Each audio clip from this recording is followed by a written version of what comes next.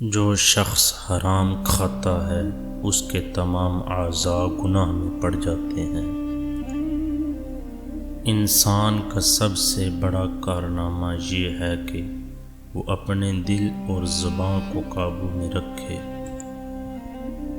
محتاجوں سے مہنگا مال خریدنا احسان میں داخل ہے اور صدقہ سے بہتر ہے۔ کھانے میں عیب نہ نکالو، ناپسند ہو تو مت کھاؤ۔ اپنے آپ کو عزت دو گے تو دوسرے آپ کا احترام کریں گے۔ مہمان کے آگے تھوڑا کھانا رکھنا بے مروتی ہے اور حد سے زیادہ رکھنا تکبر۔ کلام میں نرمی اختیار کرو، کیونکہ الفاظ کی نسبت لہجے کا زیادہ اثر پڑتا ہے۔ لوگوں کی نیکیوں کو ظاہر کرنا چاہیے اور برائیوں سے چشم پوشی لازم ہے۔ بے شک عوام کا فرض ہے کہ ایمان اور اسلام لا کر اپنی عبادات اور روزگار میں مشغول رہیں اور علم کو علماء کے لیے چھوڑ کر ان کے حوالے کر دیں۔ سب انسان مردہ ہیں، صرف صاحب علم زندہ ہیں۔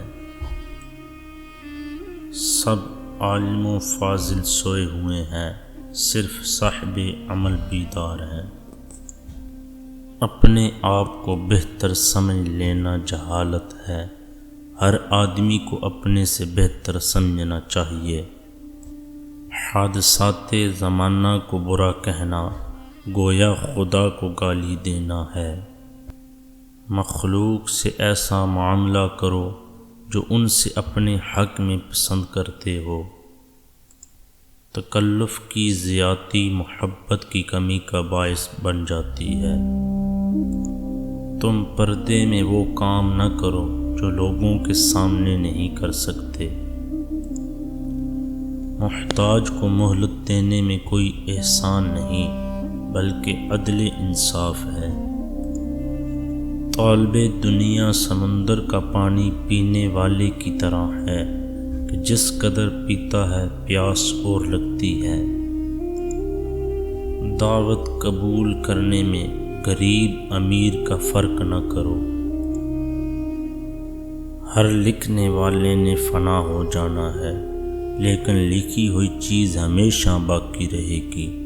تو تم اپنے ہاتھ سے ایسی چیز تحریر کر جا جس کو قیامت کے دن دیکھ کر تو خوش ہو جائے۔